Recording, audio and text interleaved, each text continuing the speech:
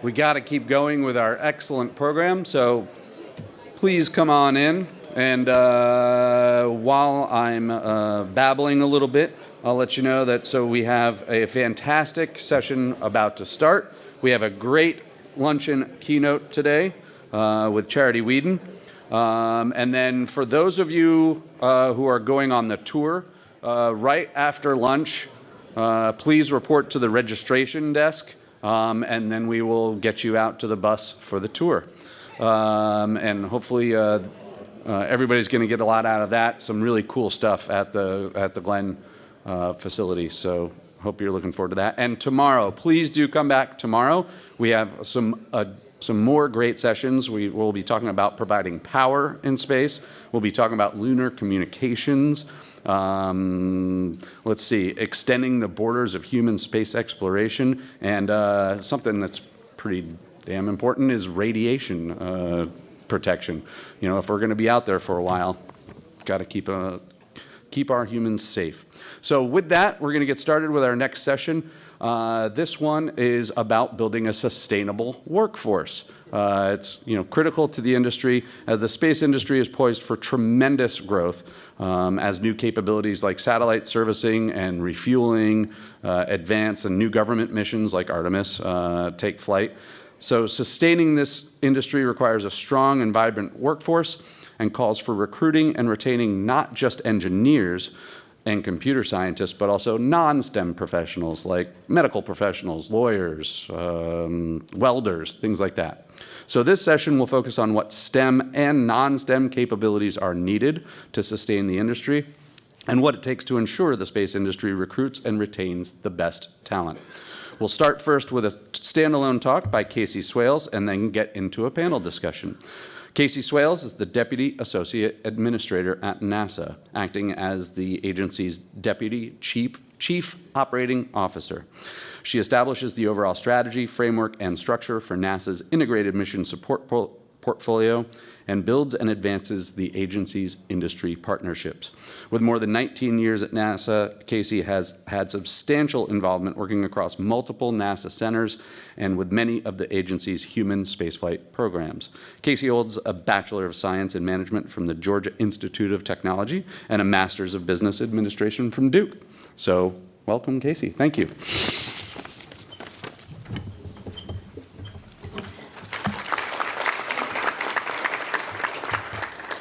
All right. Well, first off, it's great to be in Cleveland. So one of my favorite places to come. No one ever has to twist my arm to get me to come here. So, and Dawn offered up her house, so that's nice. I'll have that option as we go forward. But first, before I kind of jump into remarks, I want to introduce you all to our distinguished panel today. So we have Erica Breitenbach, so she's the Talent Acquisition Manager, L3 Harris. Brian Davis, the Associate Dean of Washkowitz College of Engineering at Cleveland State. Tim Hale, the Program Manager at the Ohio Space Grant Consortium. Carrie Zappé, Director of Business Development at Team NEO. And Chris Zorman, the Associate Dean for Research and Professor in the Department of Electrical, Computer, and Systems Engineering here at Case Western. But I'm delighted to join you today really as we talk about workforce, which is one of my favorite topics, that and really preparing for the future. And we're not going anywhere without a strong and healthy and passionate workforce. And so, and a lot of us, are really in this industry because we are explorers, because we're passionate about the unknown. We're passionate about pushing boundaries. And one of the things that I really love about NASA and space exploration as a whole is that we have a place for everyone. For engineers, for scientists, now even for fashion designers, all types of creative people, lawyers, finance, and really nearly any skill set that you can imagine. So we'll talk about that a little bit as a panel and really thinking about those skills for the future and kind of where we're going. But I think that's the first big takeaway is that space really is for everyone. And I often say when we talk about Artemis that, that is an everyone story because where we're going and what we're trying to achieve is really going to take skill sets and disciplines from all walks of life. Take me for an example. So I had never considered a career at NASA until one of my college advisors suggested it. I was at the Georgia Institute of Technology, but it was just really beyond what I thought I could be or could do. And I met with a couple of students earlier, and I was sharing with them that when I was about 10 years old, we had about 50 emus in the backyard. So it was quite different than what I grew up thinking. I knew I didn't want to be an emu farmer, but working at NASA was, kind of not in my wildest dreams. But what keeps me here really is the people and the work that we do. So I have a video that I want to show you that just kind of shows you what we're up to even this year. We're about halfway through the year, so we've had some incredible accomplishments and a long ways to go, but I want to start with that.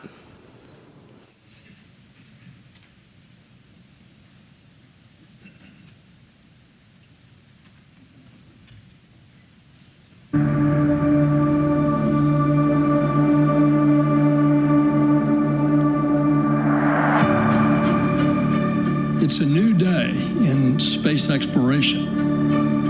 As we sail on this new cosmic sea, there's so much to learn. There's so much to be excited about. American companies will soon land payloads on the moon for the first time. These missions are really challenging and risky. They're going to help us conduct new science. Artemis is different from anything humanity has ever embarked on before. And we will discover life-saving, earth-changing science and technology along the way.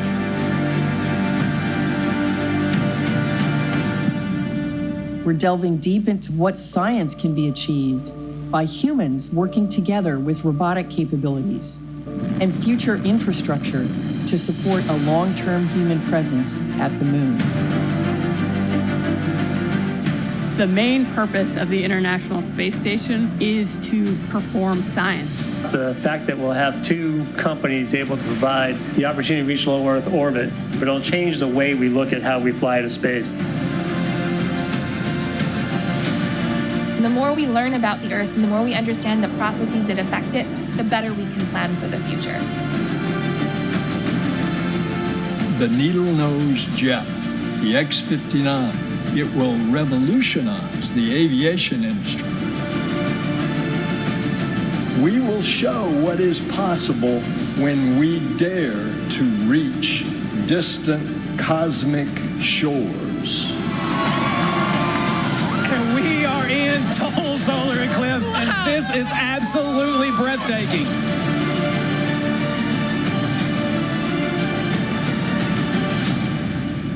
Onward and upward.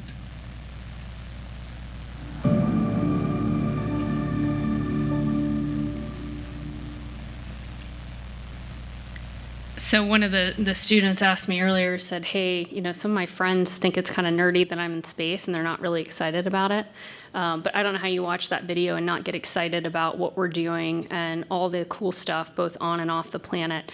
And I also hope you notice from that video all the different types of partners we work with, how many different fields of science, of engineering, and non-STEM jobs that our work covers. And I think that's really, really important when we communicate where we're going, and Artemis being that everyone's story, what we're going to need.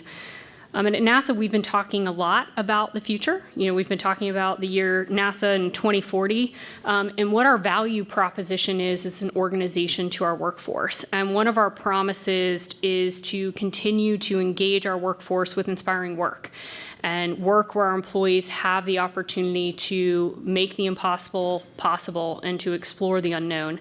Today's the 55-year anniversary of the launch of the Apollo 11 mission.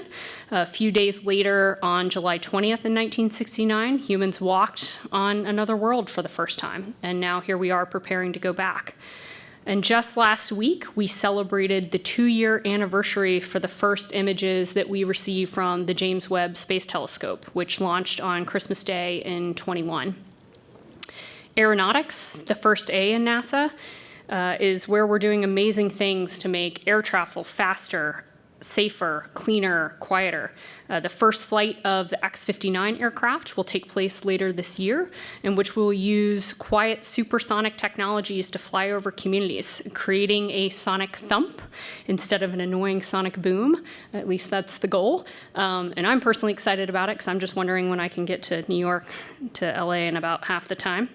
So first step to getting back to that.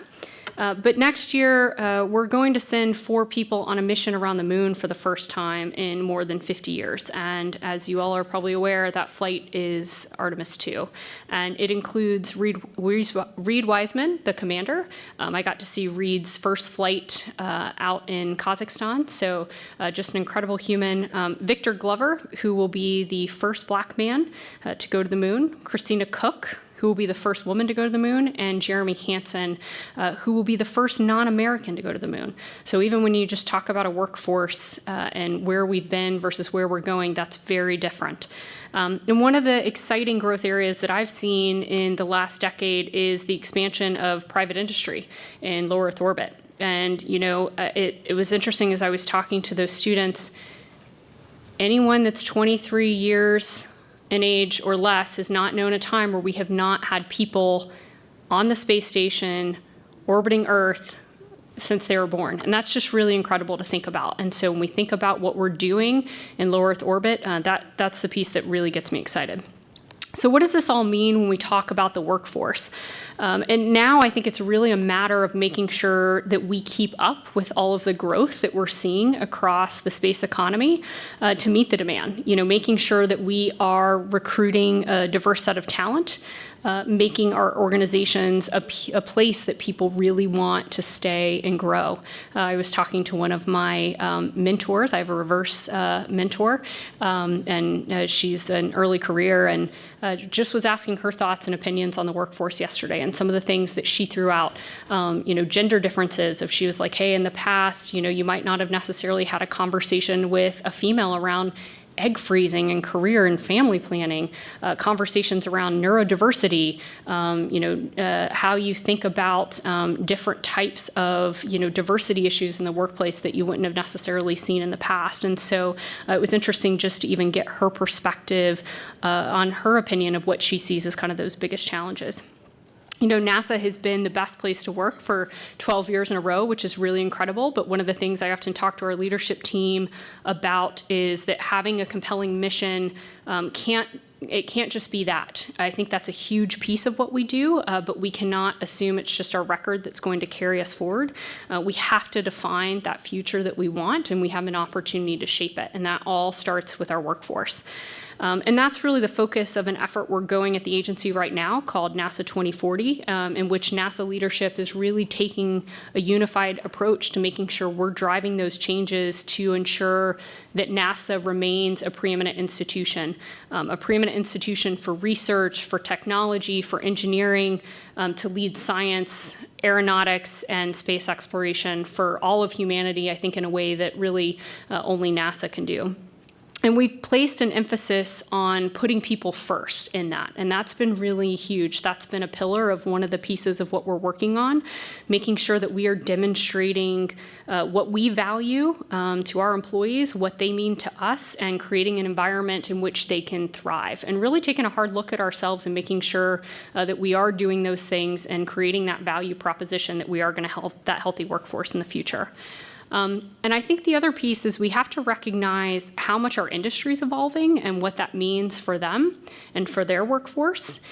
Often I have folks from, heads of companies, they come into the A-suite, and when I ask them what their top challenges are, it's typically around workforce and people. They're struggling kind of keeping up with that growth with the supply and demand. It's crazy. There's a rich job market out there, but there's also a lot of competition for those skills and for the talent. I see our chief economist walk in, so when I throw out these numbers, he'll give me the side eye. But the U.S. Bureau of Economic Analysis released a U.S. space economy statistics at the end of last month, and so that stat showed that in 2022, the space economy accounted for about $232 billion. If you look at another report that was just released in April from the World Economic Forum, it estimated that the global space economy was worth $630 billion just in the last year alone. And that's quite a jump when you look at kind of the growth and what's happening across our industry. Last year, the US had more than 100 launches. We're expected to have more than 100 from the Florida Space Coast just this year. So that's just incredible from when I started 20 years ago. And our duty at NASA, I think, is really this twofold. It's really to make sure we're attracting that talent into the agency, we're creating a place for them to thrive, and we're inspiring that next generation. And I think you'll hear a lot of perspectives on that from our panel, particularly when you look at the mix of industry, of education, as we have this discussion. So with that, I want to jump right in, and let's get started.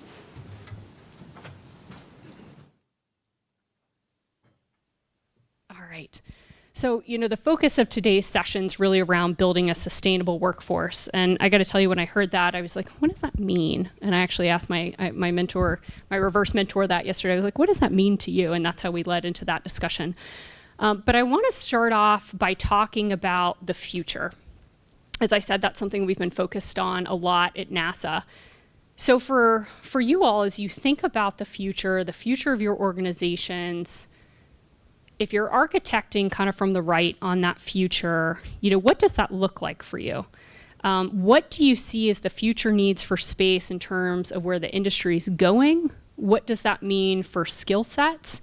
And I'm curious for folks also to weigh in on particularly what does that mean for non-STEM skills? So Erica, how about we start with you?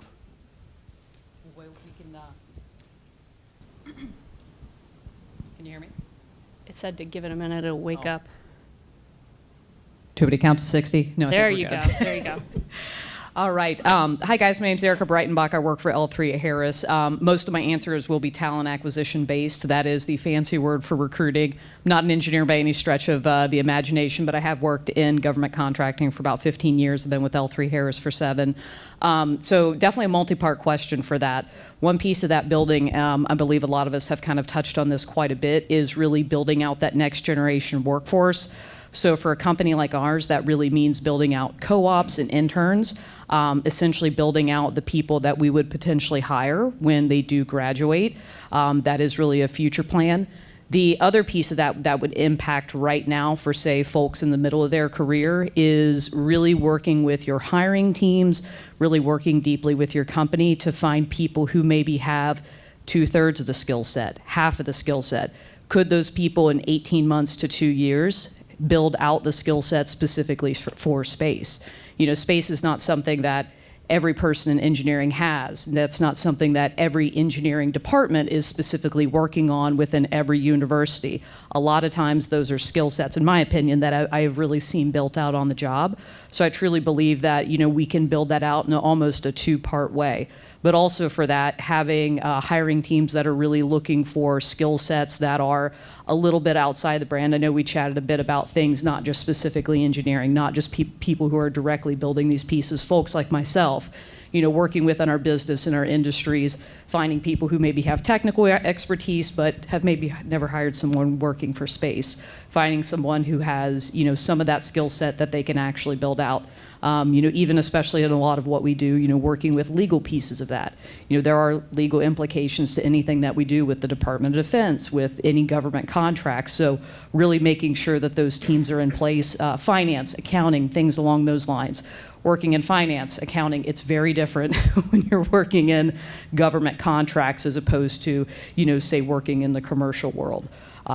So I believe, does that cover everything? Yeah, thanks. Well, and I'm curious how far, when you talk about skills, how far out do you think about those? You said, I think at one point you said, hey, 18 months to 2 years. Like, how far out are you planning? I mean, ultimately, I would say most of the companies looking 5 to 10 years out as far as when they really look at acquiring talent acquisition for that. Because if we're looking at most co-op intern universities, those are 4 to 5 years. So we're looking at folks who are just coming out of their freshman year and then building out. And then when they build in a lot of those co-ops and interns, they're technically working for us for a semester versus taking their classes. So sometimes that may take them an extra semester, an extra year to actually fully finish up their degree. And then if they're doing a master's, maybe a little bit longer than that. So I would say that. And then, like I said, if we're looking at kind of the middle career going, do they have 50% of the skills? Do they have 70%? If that person, if we hired them now at this specific skill set in 18 months to 2 years, could they be at where we're looking? I fully think that that's a possibility, and we have seen that happen for sure. Awesome, thanks. Carrie, what are your thoughts? Skills of the future, workforce of the future. What are you guys doing about it? Yeah, so let's see.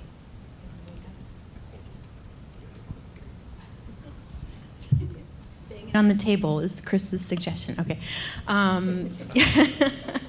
Yeah. So just for information's sake, Team NEO is the regional economic development partner in the Cleveland 14-county area, actually, for the state of Ohio's economic development office, which is called Jobs Ohio. So my team, the business development team, we meet with between 600 and 700 companies in a year's time. We have a lot of conversations about workforce. I think there's kind of 3 main parts or components to that conversation. One's talent attraction, one's retention, and then, of course, talent pipeline, as I'm sure we'll talk about here in the future, or in the next half an hour. But I wanted to just focus in for a few minutes, I think, on retention, and to a certain extent, attraction as well. So I often look at companies' mission statements when I meet with them or before I meet with them. It's important, an imperative for your mission statement to inspire something compelling for people to look at whenever they're looking for their next position. I hate to see companies include something about making their shareholders, share stock prices increase. I think that's not something that really inspires the future workforce. And so I often am encouraging companies to take a look at, how are they really inspiring people that are examining them? It's a different world with the internet now. It's not like when I first graduated from college and looking for a place to work. Your potential talent pool is interviewing you and examining your company just as much as they are interviewing you. And so I would share that comment. And then upskilling our talent and investing in talent is imperative. It goes a long way in showing your employees that you're worth it. You're worth the growth process. You are worth the conversation about, not just making a widget for the next 30 years. What is the path? What's the growth path look like? And not only are the job tasks themselves important, but also leadership and management. A good leader is not someone who just knows how to tell other people what to do. A good leader has to be able to, gather and take opinions and ideas from the people that work for them, and be able to foster a space that everyone feels safe, that they can share their opinions and their ideas. Thanks, Carrie. And before I leave this idea of the future, because I really like that you're talking about inspiring people of the future and kind of that inspirational piece. And Chris, I want to go to you, kind of working in the, academic space, because you and I were having a side conversation. And I'll tell you guys a quick story. When we first started talking about the Artemis architecture, the deputy administrator and I were talking about skills that we need to really build out this architecture. And we were trying to think of a comparison. And we were really struggling. We were like, okay, and the best thing we could come up with was even like the Panama Canal, like building of the canal and what that took, and all the different skills that needed to come together. And we were thinking about, hey, what does that really mean when we go back to the moon in terms of where we've been in the space industry? So Chris, I kind of want you to talk a little bit about what you're seeing from an academic perspective on those future skills, and what do you see? Okay, so, no, that worked. I didn't have to bang it on the table. Yeah, so the big picture is schools of engineering are really training students to be problem solvers. If you think about those who studied engineering, you learn the fundamentals, and those generally don't change that much over time, but a lot of the specifics become obsolete within 3 to 5 years. I teach electrical engineering, and so I teach basic circuits class. That's kind of the same every year. But then the higher level classes where you're building systems, the systems we built 5 years ago are obsolete because the equipment and the components have evolved over time. And so at the end of educational experience, we've really trained problem solvers. And I think this sector is really looking for problem solvers. Now, the challenge, as I understand it, is attracting talent to this sector. Back in the 1960s, that wasn't an issue because the space race provided the impetus to attract the talent. It was the thing to do, but that's not the case anymore. We've been so successful at space and aerospace for so long that the current generation views it as a kind of a given. So how do you get the talent that we know we're training at the universities and community colleges here in the United States? How do you attract them to this sector when you don't have the bright, shiny object that was as bright as it was in the 60s and the 70s?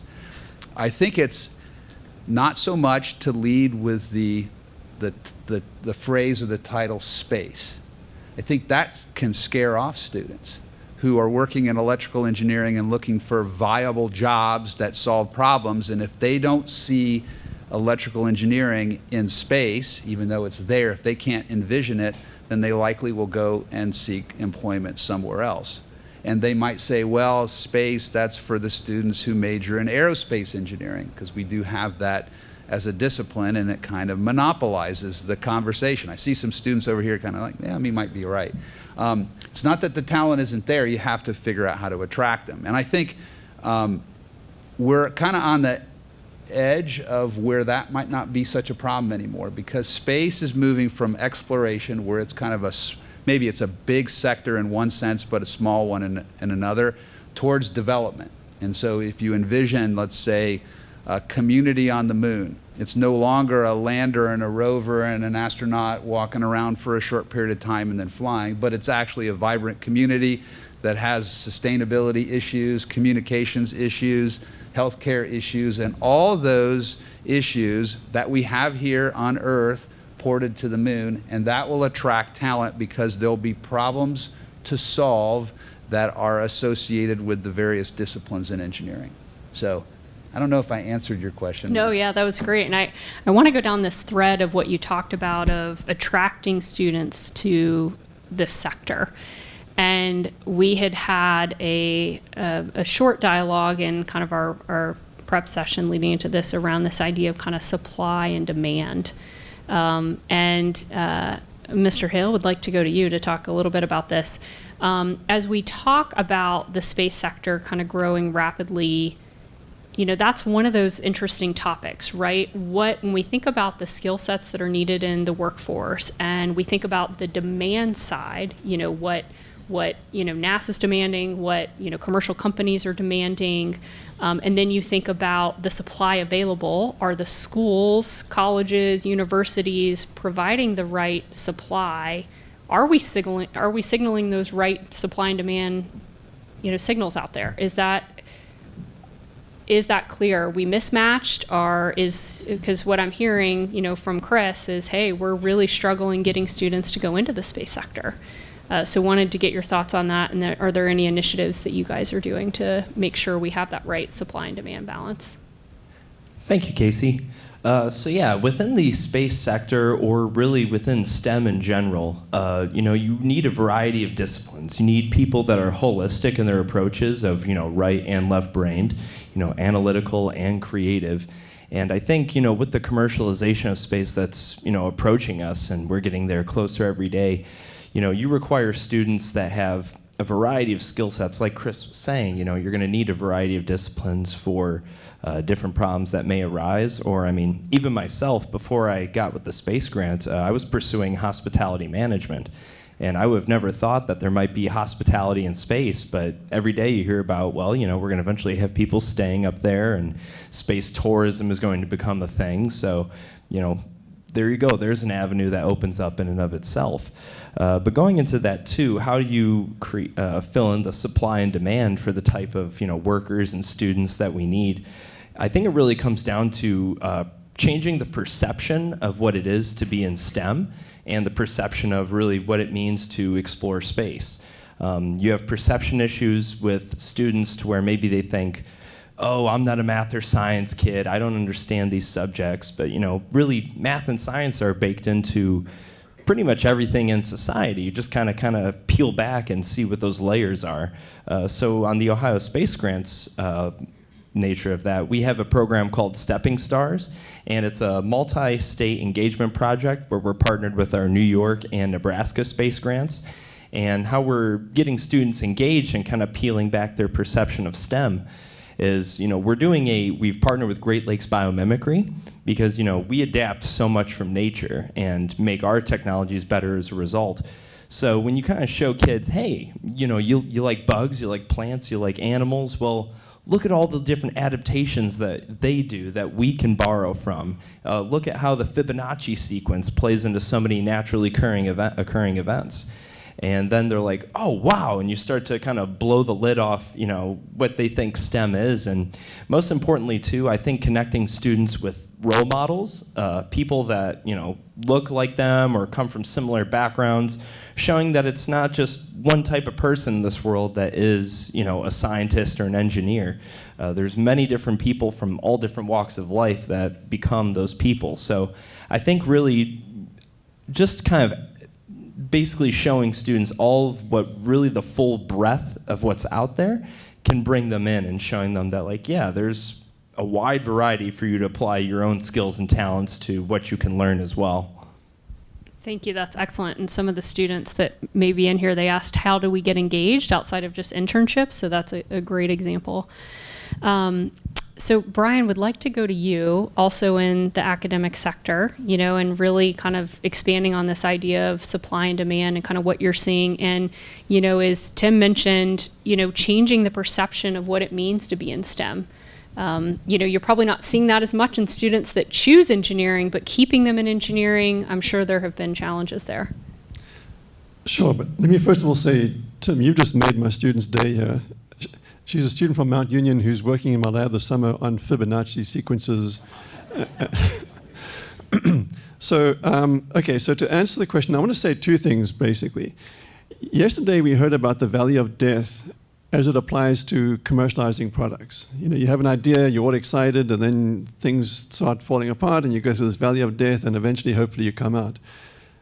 Strangely enough, that's how I see K through 12 education and university education. We have bright young students in middle school. They're enthusiastic about bugs and all kinds of things.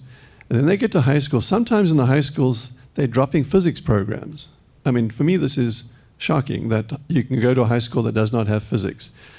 But then even if you have a school with physics, there's this tremendous drop-off, and students are not well prepared to go into university. So it's not really a valley of death, but it's something that I think universities need to address so that we can fully capitalize on all the enthusiasm that middle school students have for science, biology, math, etc.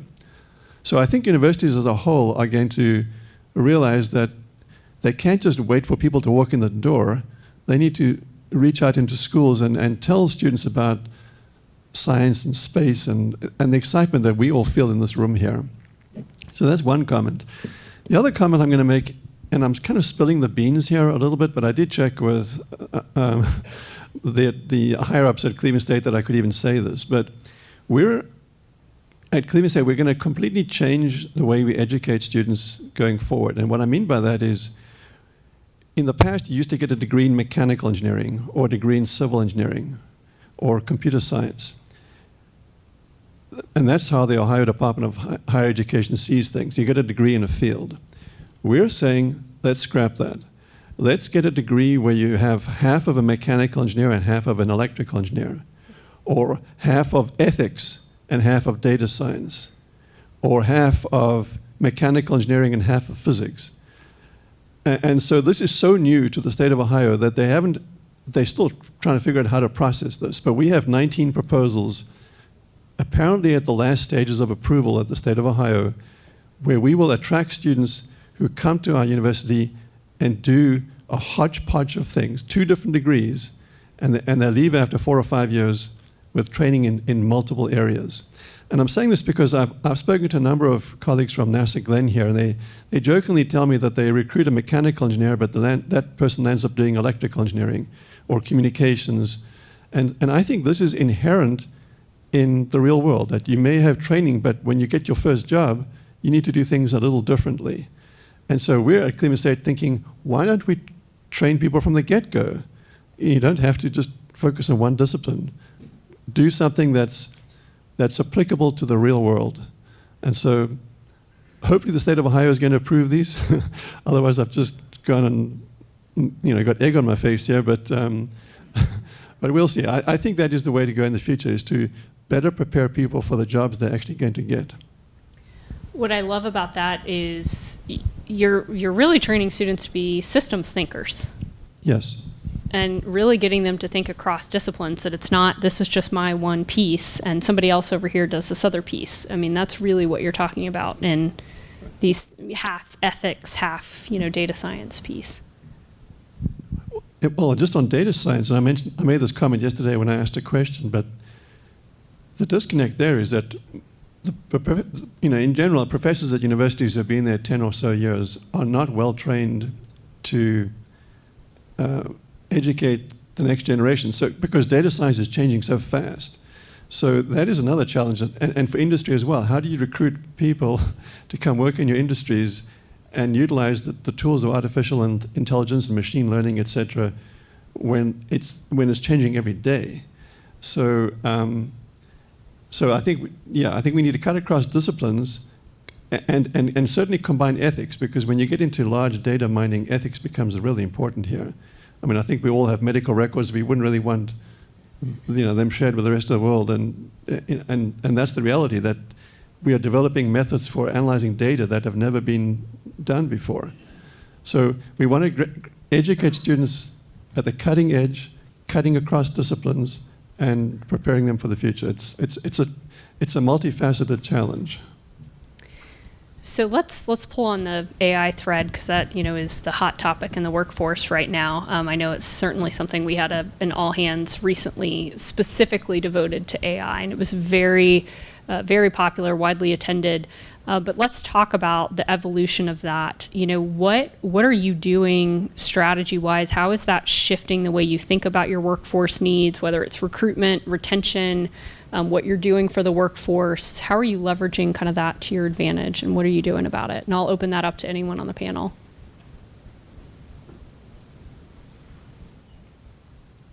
Carrie? Yeah. Casey.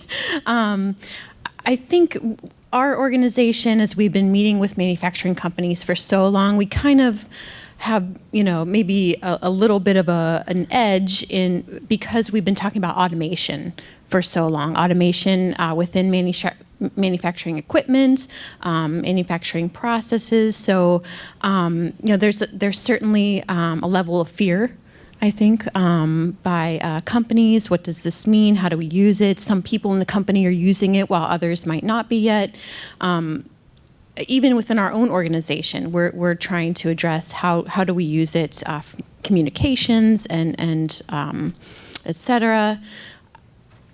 I would just say that I think any company that's proactively having conversations and meetings and deciding on a strategy, a formal strategy for the organization, from our perspective, is probably ahead of the game. What about this idea of ethics as it relates to that? You had mentioned a half ethics, half data science degree. Are you guys doing anything associated with the ethics piece of that conversation? Are you asking me? Any of the panel? Well, yeah, some of the combined degrees that we're proposing to the state include exactly that: ethics and data science, or business and engineering, or entrepreneurship and pick a major, physics. Things that you wouldn't normally think are naturally associated with each other. We're trying to connect them, but ethics I mean, I don't know what else. Ethics is something that cuts across everything we're doing here. In fact, let me give you another example. So at Cleveland State University, we also have, I believe, the country's only program focused on space law. And when you think of somebody asking a question, can I have my remains scattered on the moon?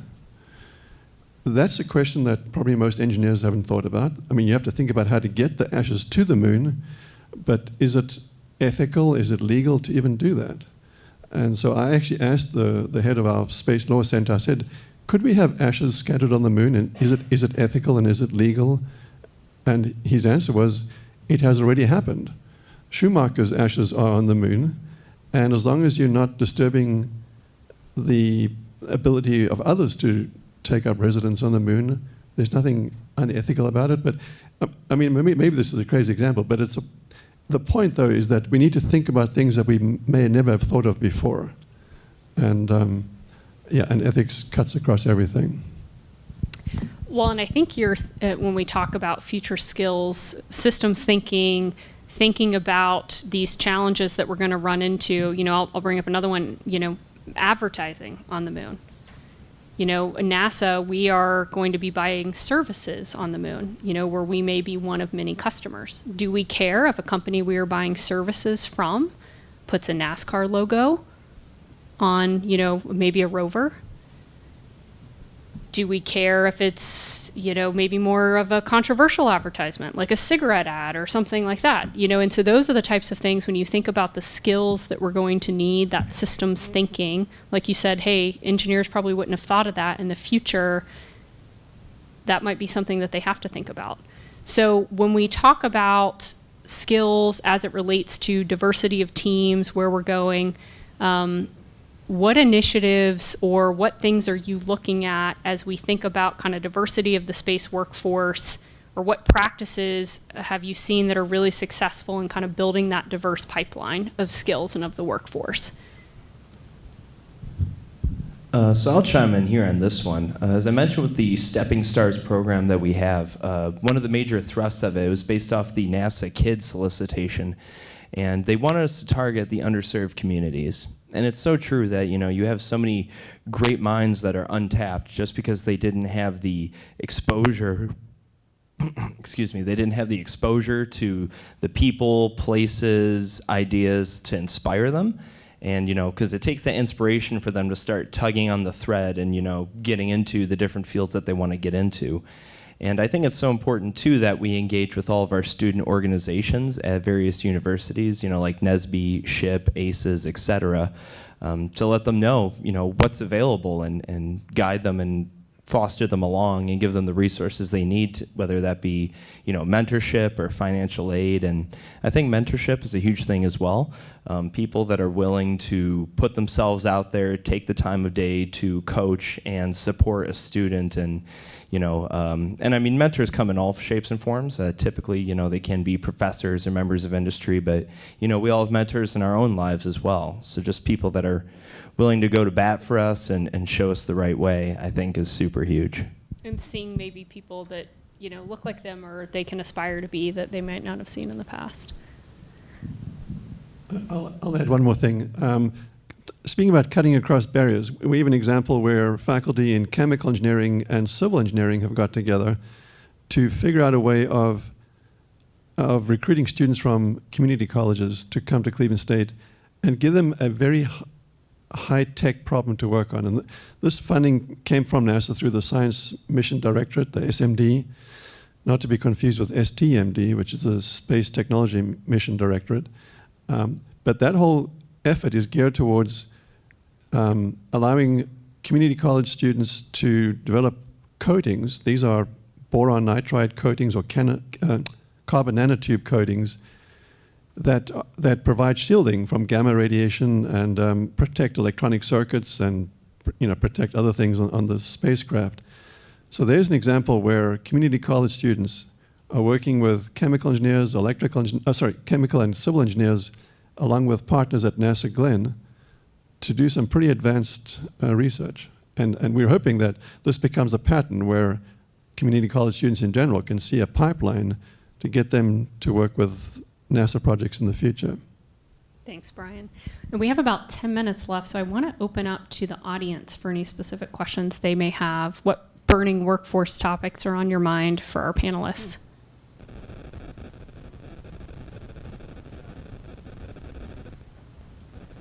Jim says don't be shy. Oh, we have a taker.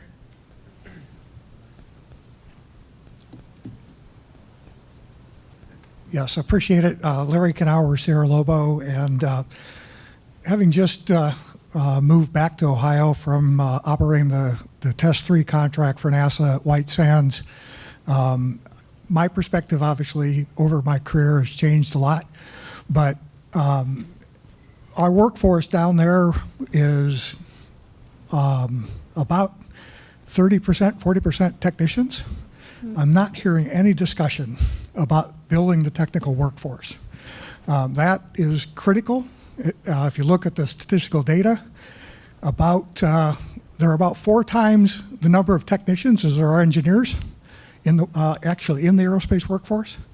And so I challenge universities to think differently about how do you align your university students who are learning in the lab to actually work with technicians to build stuff with them, which is what they're going to do when they get out in the industry anyhow. Changing how you think about educating employees to be wholesome for what the industry needs. Not just engineers, not just college graduates, but also our detailed technical workforce.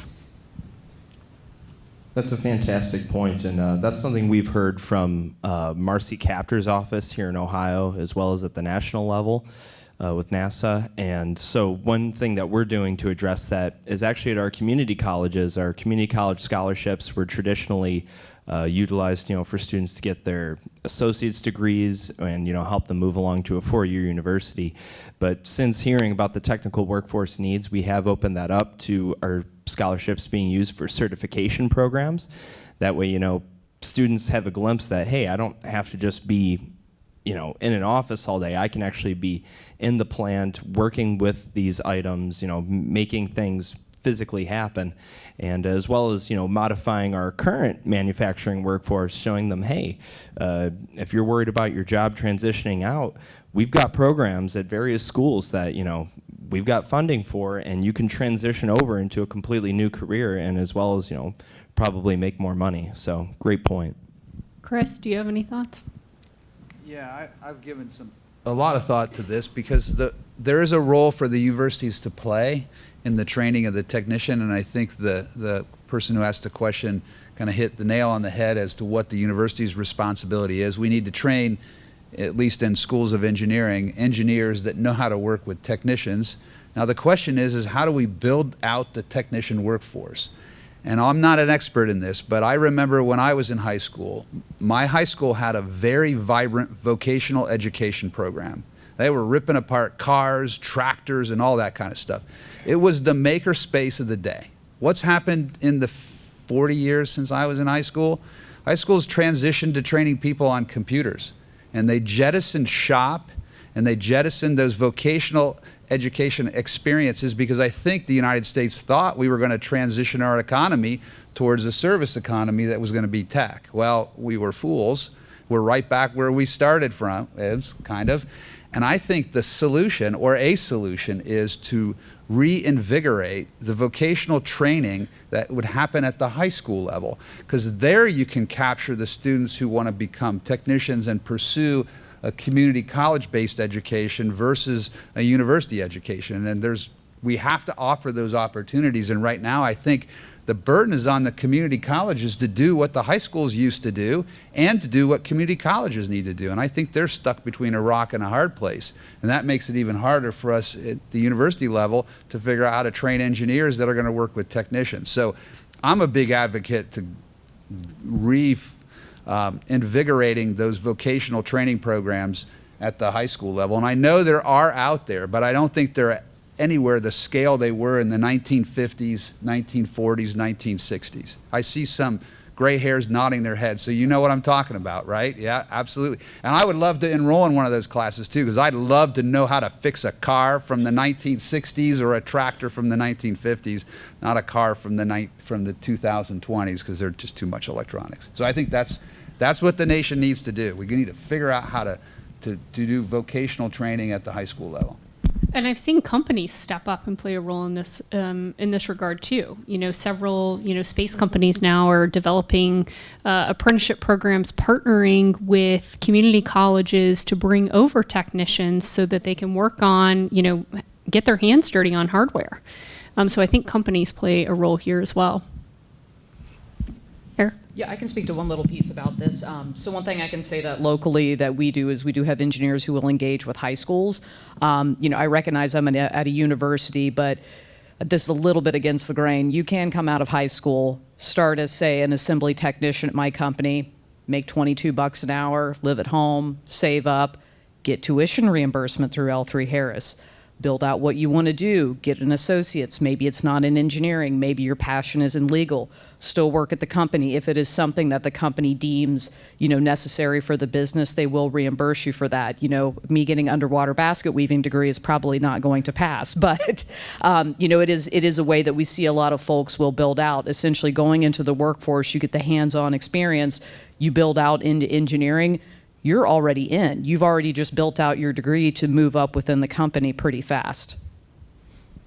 Excellent. We got a question over here. Sure, Michael Cianconi. I'm at NASA Johnson. Let me flip it around a bit. You're talking about the new skills, new technologies, and all that. But what about retention of an aging workforce and knowledge management? So we have a certain need for succession planning. We've got a workforce on the NASA side that came up, grew up with the shuttle program that's walking out the door. What are we doing in terms of a sustainable workforce that retains the knowledge that we've acquired in the past and then passes it along to, the coming generations? You want to take this one, Brian? Not really, but I'll try.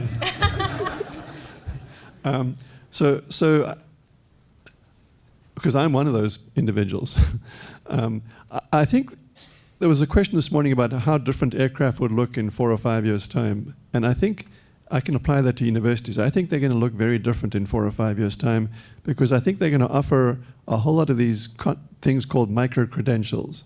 So a person who's at NASA Glenn who's been there for 30 or 40 years who wants to get more knowledge about, for instance, artificial intelligence. You can do a micro-credential with maybe just 2 or 3 classes and basically stay up to date with the latest trends that are occurring, and yet you don't have to sign up for a whole degree or a whole certificate.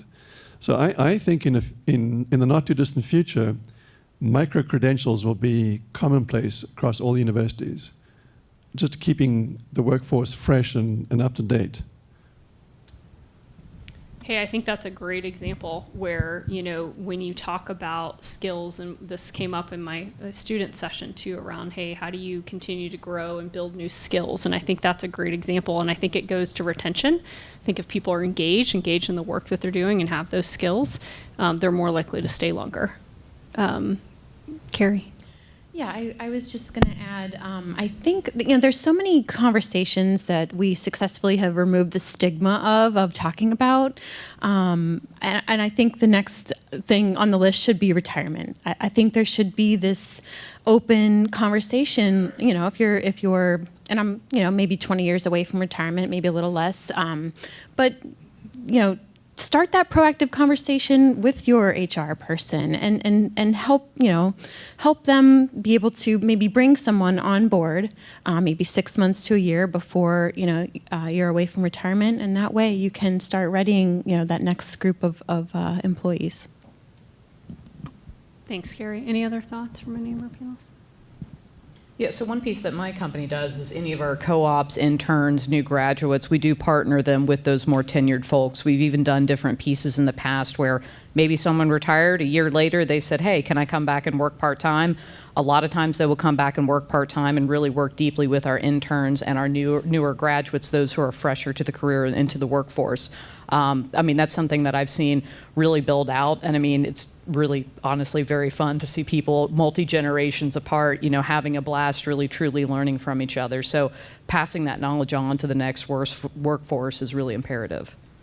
I also think this is, I'll chime in here, an area where technology, you can leverage technology to your advantage in that regard. I think that's one of the things we've struggled with is a lack of interoperability across a lot of our systems for some of that knowledge management. And I think there's no replacement for sitting down with somebody that's been there and done that and touched the hardware. But even knowing where to go and who those people are is a way you can use technology to enable that knowledge management. Well, with that, I want to be reminded. We have one more, and so if Jim says we can, we'll take it. All right, I'll make it quick. Okay, so I'm a student. My name's Adam. I wanted to bring up something in the student session. So far, everything discussed in this panel is about engineers and technicians, but NASA, entire space industry is more than just technicians and engineers. And really, I guess I wanted to ask you about like everything you've discussed so far. How does that apply to people outside of STEM, HR, business, economics, and well, where do you see that going? Is it any different than how you see STEM retaining the STEM workforce? But generally, my question is, how do you see non-STEM workplace changing in the future? Great question. I'll take a shot at that. Chris? So, yeah, you bring up a really important question that requires deep thought to answer, but what I do believe, I think we're in a transition period. If we look at space and aerospace over the last 50 years, that's tech heavy.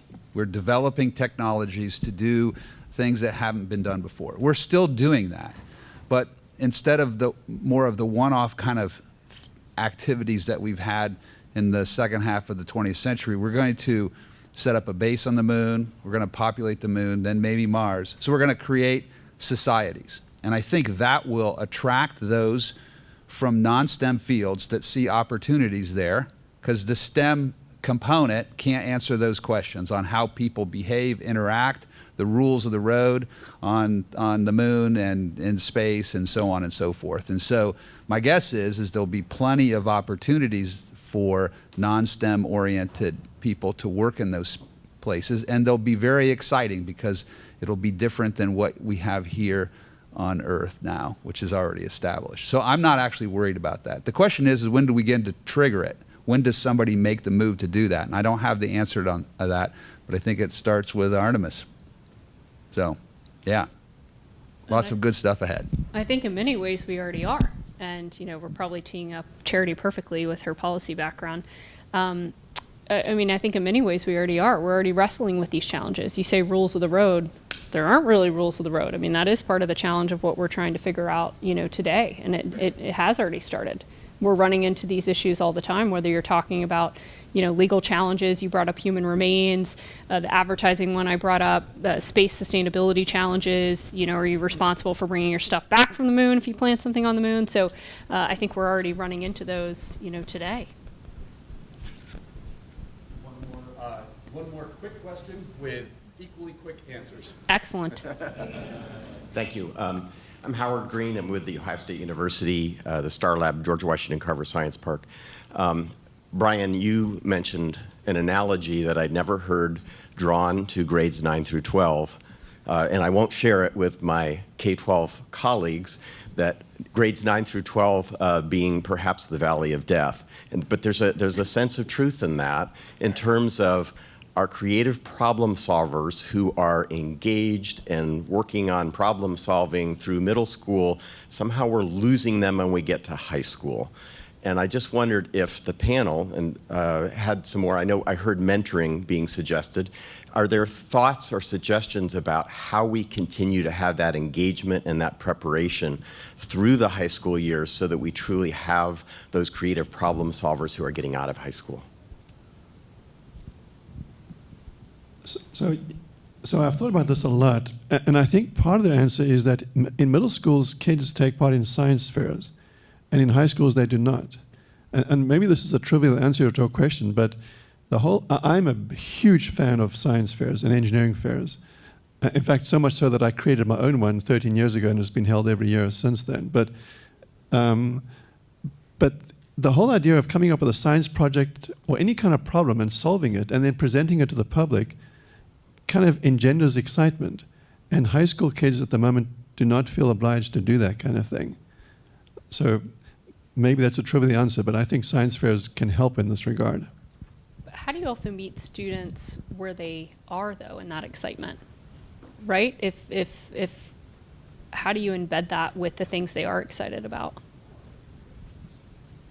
Well, if they can't get excited about sending humans to the moon, then they... No hope for them. No hope for them. Right. I think, it's really important, people seeing the end product. Sometimes they can get lost in the sauce of all the prep to build up these various systems and technologies that we utilize. I think if you kind of show them, hey, these are the applications of the work you and other people are doing, that's what's going to sort of backflow all the excitement, and kind of, they can follow the steps to get to where, they're aspiring to when they're inspired by the end product. I'll give a quick personal example if that's okay. Just we mentioned sending humans to the moon and getting kids excited about that. Just a personal example at home, which ties right into our theme of sustainability. My children are very interested in the effects of climate change, and so recently learning how satellites are used to monitor climate change was a pretty cool finding at our house. So, awesome. Thanks for sharing, Carrie. All right, well, I want to thank this panel. If you could join me in kind of a round of applause for them on workforce. Again, one of my favorite topics. It would challenge all of you to think about what you can be doing to help us build a sustainable workforce for the future. Thank you. Back to you, Jim. Excellent. Thank you very much. Yes, thank you to the panel. So it's time for lunch. So why don't we step outside? The process is the food is ready. Step outside, grab your food, come on back in, enjoy, and as soon as everybody looks like they're seated and on their way, we'll get started with the luncheon program. Thanks all.